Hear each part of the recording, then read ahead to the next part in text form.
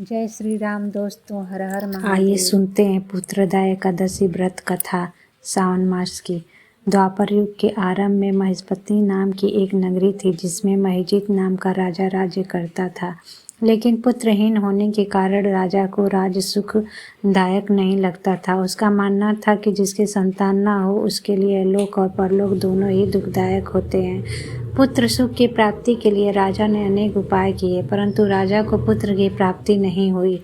वृद्धावस्था आती देखकर राजा ने प्रजा के प्रतिनिधियों को बुलाया और कहा, हे प्रजाजनों, मेरे खजाने में अन्याय से उपार्जन किया हुआ धन नहीं है। न मैंने कभी देवताओं तथा ब्राह्मणों का धन छीना है। किसी दूसरे की धरोहर भी मैंने नहीं ली। प्रजा को पुत्र के समान पालता रहा। मैं अपराधियों को पुत्र तथा बांधवों की तरह दंड देता रहा। कभी किसी से घृणा नहीं की, सबको समान माना है। सज्जनों की सदा पूजा करता हूँ। इस प्रकार धर्मयुक्त राज करते हुए भी मेरे पुत्र नहीं हैं, सो मैं अत्यंत दुख पा रहा हूँ। इसका क्या कारण है? राजा महिजीत की इस बात को विचारने के लिए मंत्री तथा प्रजा के प्रतिनिधि वन को गए।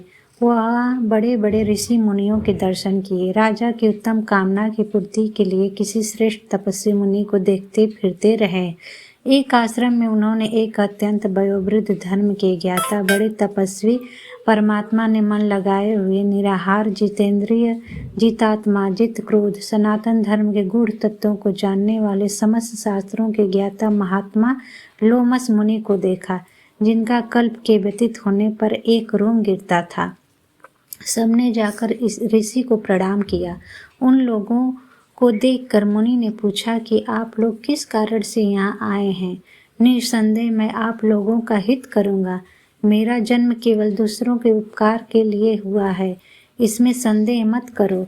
लोमस ऋषि के ऐसे वचन सुनकर सब लोग बोले, हे महर्षि, आप हमारे बात जानने में ब्रह्मा से भी अधिक समर्थ हैं, अतः आप हमारे इस संदेह को दूर कीजिए।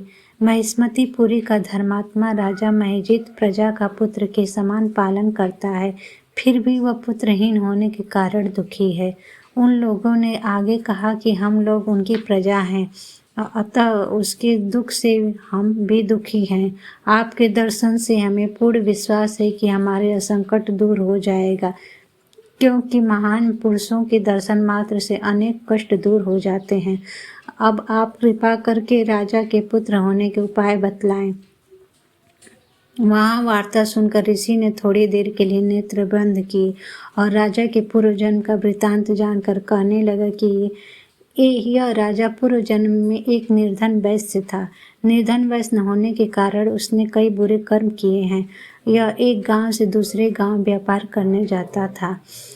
एक समय ज्येष्ठ मास के शुक्ल पक्ष की द्वादशी के दिन मध्याह्न के समय जबकि वह 2 दिन से भूखा प्यासा था, एक जलाशय पर जल पीने गया। उसी स्थान पर एक तत्काल की ब्याही हुई प्यासी गौ जल पी रही थी।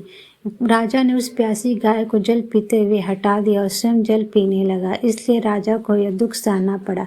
एकादशी के दिन भूखा रहने से वह राजा और प्यासी गौ जल पीते हुए हटाने के कारण पुत्र वियोग का दुख सहना पड़ रहा है। ऐसा सुनकर सब लोग कहने लगे कि हे ऋषि, शास्त्रों में पापों का प्रायश्चित भी लिखा है, अतः जिस प्रकार राजा के पाप नष्ट हो गए, आप ऐसा उपाय बताइए।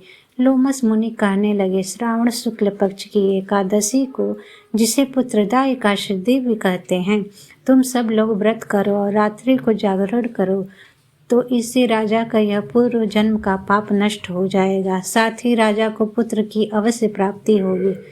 लोमस ऋषि के ऐसे वचन सुनकर मंत्रियों सहित सारी प्रजा नगर को वापस लौट आई और जब श्रावण शुक्ल एकादशी आई तो ऋषि की आज्ञा अनुसार सबने पुत्रदा एकादशी का व्रत और जागरण किया। इसके पश्चात द्वादशी के दिन इसके पुण्य का फल राजा को दे दिया। उस पुण्य के प्रभाव से रानी ने गर्भ धारण किया और प्रसव काल समाप्त होने पर उसके एक बड़ा तेजस्वी पुत्र उत्पन्न हुआ। इसलिए हे राजन, इस श्रावण शुक्ल पक्ष एकादशी का नाम पुत्रदा पड़ा। अतः असंतान सुख की इच्छा हासिल करने वाले इस व्रत को अवश्य करें। इसके महात्म को सुनने से मनुष्य सब पापों से मुक्त हो जाता है और इस लोक में संतान सुख भोग कर परलोक में स्वर्ग को प्राप्त होता है और भगवान श्रीमन नारायण की कृपा भी प्राप्त होता है। जय श्रीमन नारायण। अगर यह वीडियो आपको अच्छी लगे तो लाइक शेयर एंड सब्सक्राइब करें।